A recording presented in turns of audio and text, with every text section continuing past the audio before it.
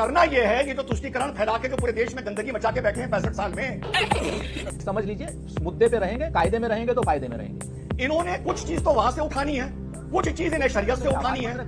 कहीं अगर ये हिंदू एंडोनमेंट एक्ट की दुहाई दे रहे हैं तो पूरा एंडोनमेंट एक्ट की तरह मान लो ना। कांग्रेस को गाली देने का काम कुछ यहाँ पर क्या नाम नीच और निर्लज्ज लोग करने लगते हैं और उसके बाद 2 मिनट में औकात दिखाने की बात करते हैं। सब कांग्रेस का यकीन सुप्रीम कोर्ट पर शुरू हो गया है। शाहबानों के टाइम पर इन्होंने सुप्रीम कोर्ट की भी नहीं मानी थी। धान को मानने वाले लोग आज की डेट में भारतीय जनता पार्टी के जो चरण चुंबक और चाटुकार हैं। अबे साले बीच में बोलोगे तो मैं जवाब दूंगा। तो क्या ये बहस तुम बीच में बोलोगे तो मैं बदतमीजी करूंगा तुम्हारे साथ। ठीक है, एक सेकंड, कोई बदतमीजी नहीं होगी। बदतमीजी कर दोनों बीच में बोलोगे तो अरे ऑडियो साउंड करिए। ओके देखो, रिजवान अब आपकी बारी है। नीच और निर्लज्ज लोग हैं, वो किस तरीके की बातें। उसको तमीज सिखाओ पहले। कांग्रेस पार्टी पहले नेशनल हेरिटेज का मामला देखो, जो चोरी चकारी पकड़ी गई है, वक्त हम मुसलमान और बीजेपी निपट लेंगे। और अभी तो रुको, क्लाइमैक्स अभी बाकी है। मैं राशिद अल्वी को सुन रहा था। राशिद अल्वी साहब ने बोला कि एक एक्शन का रिएक्शन होता है बंगाल के संदर्भ में, और क्योंकि एक वक्फ का कानून आया उसका रिएक्शन हो रहा है, वो जस्टिफाई कर रहे थे हिंसा को। लेकिन आज कपिल सिब्बल वहां पर वकील थे, अभिषेक मनु सिंघवी वकील थे। मैं सीधे तौर पर पूछना चाहता हूं, क्योंकि आपकी पार्टी ने पुरजोर विरोध किया है इस वक्फ के कानून का। भारतीय जनता पार्टी की एक लाइन है कि आप अक़लियतों को, यानी इस देश के मुसलमानों को उनका हक नहीं देना चाहते, इसलिए इसका की वकालत कर रहे हैं। अमीश भाई, हम लोग देश के अल्पसंख्यक हों, नल हो, नील हो, कोल हो, भील हो, दलित हो, आदिवासी हो, अल्पसंख्यक हो, सबको उनके हक देने की तो लड़ाई लड़ रहे हैं। अच्छा, हमको सिखा रिया है। वक्फ कानून का भी विरोध इसीलिए कर रहे हैं और जातीय जनगणना का भी समर्थन इसीलिए कर रहे हैं कि सबको हक मिले।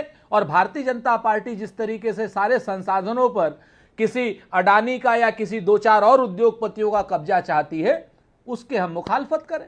देश में हम आरक्षण लागू करें, लेटरल एंट्री के जरिए जो ये लोग देश के प्राइवेट उद्योगपतियों के नौकरों को लेटरल एंट्री में देना चाहते हैं, भर्ती करना चाहते हैं, इसका विरोध करें। तो ये तो हम लोग कर रहे हैं। रही बात आपने राशिद अल्वी साहब की कही, अब राशिद अल्वी साहब ने क्या कहा तो उसकी तो सफाई वो स्वयं देंगे। वो हम इस बात से वो नहीं है, ना ही का उनका कोई आधिकारिक पर क्या नाम बयान कांग्रेस का बयान माना जाएगा। मैं आपको 3 चीजें बड़ी साफ कहता हूं। बोल जी। आज सुप्रीम कोर्ट की टिप्पणी पर संघ के एक बहुत बड़े प्रवक्ता हैं, राकेश सिन्हा, नाम लेके कहता हूं, उन्होंने सुप्रीम कोर्ट को सीधे धमकी दे दी। सीधे धमकी दी कि साहब ये अंतरिम आदेश मत पारित करिए, लोग मानेंगे नहीं। ये एक किसी उसमें है, मैं ना चैनल का इसलिए चूंकि आप दूसरे चैनल पे नाम नहीं लूंगा। मैं आपको 3-4 चीजें बताना चाह रहा हूं। पहली चीज तो हाँ बिल्कुल उन्हीं की बात कर रहा हूं। जी, उन्हीं की बात कर रहा हूं।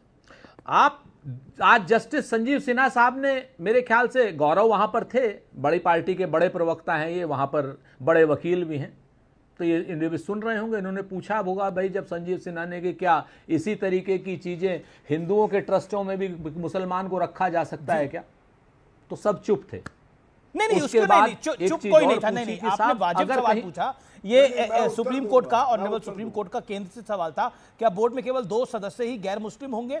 उस पर तुषार मेहता ने बोला कि मैं हलफनामा दाखिल कर दूंगा, मैं हलफनामा प्रोड्यूस करूंगा। ये और क्या इसी को तो चुप्पी कहते हैं। हिपोक्रेसी की भी सीमा होती है।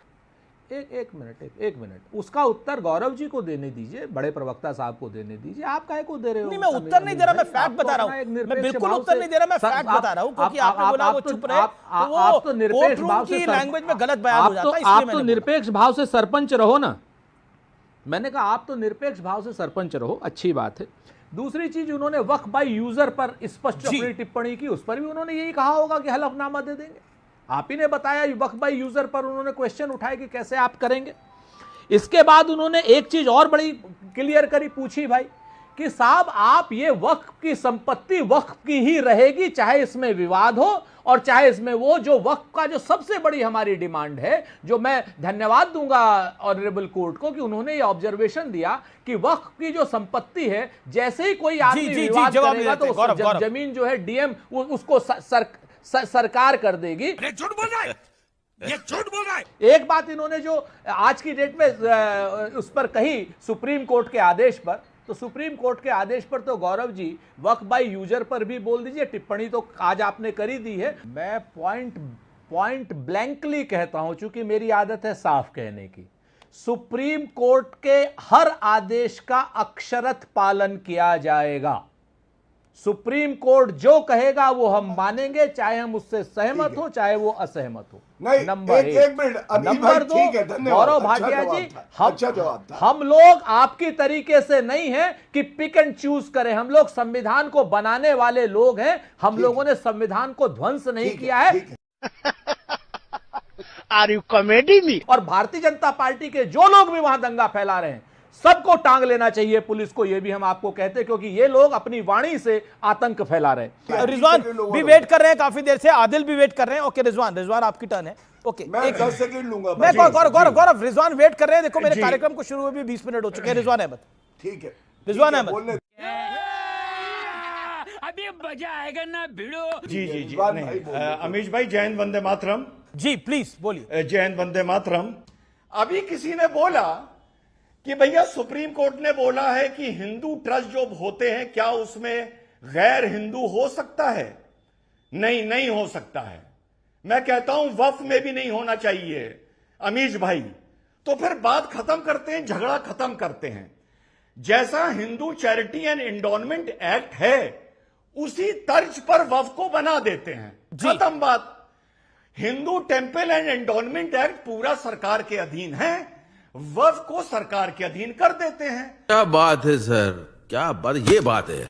मंदिरों का सारा खाता सरकार के पास है, वक्फ का सारा खाता सरकार के पास कर देते हैं। सरकार मंदिरों के पैसे से एडमिनिस्ट्रेटिव फी लेती है और समाज हित में उसमें वेलफेयर प्रोग्राम चलाती है। बिल्कुल ऐसा कर देते हैं। वक्फ के से सरकार 14% एडमिनिस्ट्रेटिव फीस लेगी और समाज के भलाई के लिए वक्फ के पैसा काम आएगा। लेकिन इन लोगों को करना यह है, ये जो तुष्टीकरण फैला के जो पूरे देश में गंदगी मचा के बैठे हैं 65 साल में, इन्होंने कुछ चीज तो वहां से उठानी है, कुछ चीज इन्हें शरीयत से उठानी है। कहीं अगर ये हिंदू एंडोनमेंट एक्ट की दुहाई दे रहे हैं तो पूरा एंडोनमेंट एक्ट की तरह मान लो ना। इधर से कुछ उठाया, इधर से कुछ उठाया, ये क्यों कर रहे हैं? जी जवाब लेते हैं। ओके, सुरेंद्र राजपूत कुछ कहना चाहते हैं। सुरेंद्र राजपूत आपकी टर्न है। अब आप बीच में नहीं बोलेंगे रिजवान। सुरेंद्र राजपूत आपकी टर्न है। का क्या बोलेगा सुरेंद्र राजपूत जी, मैं आदिल आपके पास आऊंगा। दो चीजें बड़ी स्पष्ट हैं अमीश भाई। एक चीज समझ लीजिए, मुद्दे पे रहेंगे, कायदे में रहेंगे तो फायदे में रहेंगे। डिबेट को अच्छी तरीके से चलाना है। आज की डेट में कांग्रेस के ऊपर डिबेट करनी है, आए कांग्रेस के ऊपर डिबेट करें। वक्त के ऊपर डिबेट करनी है तो वक्त के ऊपर डिबेट करें। कांग्रेस को गाली देने का काम कुछ यहां पर क्या नाम नीच और निर्लज्ज लोग करने लगते हैं और उसके बाद 2 मिनट में औकात दिखाने की बात करते हैं। इन सब लोगों के लिए मैं सिर्फ एक ही चीज कहना चाह रहा हूं कि कायदे में रहिए तो फायदे में रहिए। एक बात। दूसरी बात, आज संविधान को मानने वाले लोग आज की डेट में भारतीय जनता पार्टी के जो चरण चुंबक और चाटुकार हैं, अबे साले, जरा बताएं तो सुप्रीम कोर्ट के चीफ जस्टिस को जो हटाया गया चीफ इलेक्शन कमीशन के प्रोसेस से, जबकि सुप्रीम कोर्ट ने कहा था।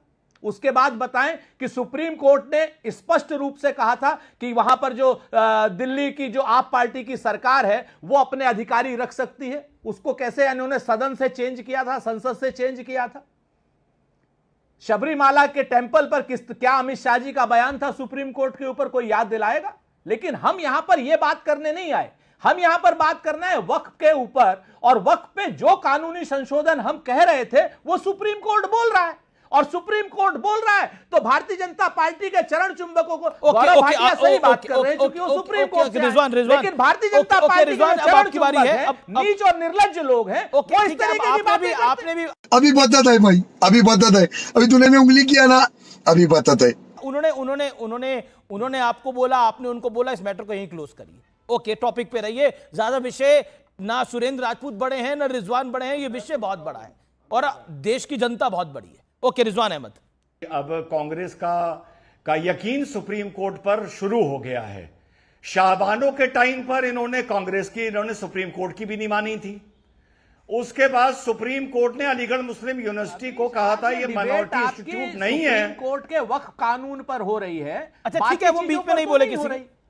अगर आप इधर यहां से लेके ईरान इराक तक चले तुम जाएंगे बीच- अब तुम और बीच बुखारा में चेकोस्लोवाकिया बोलोगे तो मैं तक जवाब चले दूंगा। जाएंगे, तो क्या ये बहस हो तुम बीच पाएगी? में बोलोगे आइए तो 2 शाहबानो मिनट में पर बात कर बदतमीजी कर लीजिए। दूंगा तुम्हारे अच्छा साथ। ठीक है, एक सेकेंड, कोई बदतमीजी 2 नहीं मिनट होगी। में बदतमीजी कर दूंगा दोनों तुम्हारे दोनों साथ अगर बीच में खानदान बोलोगे में तो। बदतमीजी- अरे ऑडियोज डाउन करिए। ओके रिजवान अहमद आपकी टर्न है, आप बोलिए। एक second, Surendra Rajput audio down है, मेरा निवेदन है इत्मीनान से ठंडा पानी पीजिए, चर्चा अच्छे से करिए। रिजवान अहमद आपकी बारी है, आप अपनी बारी वो बोलिए, और नो और किसी के लिए गलत बात नहीं कोई भी। ओके रिजवान जी अब आप बोलिए।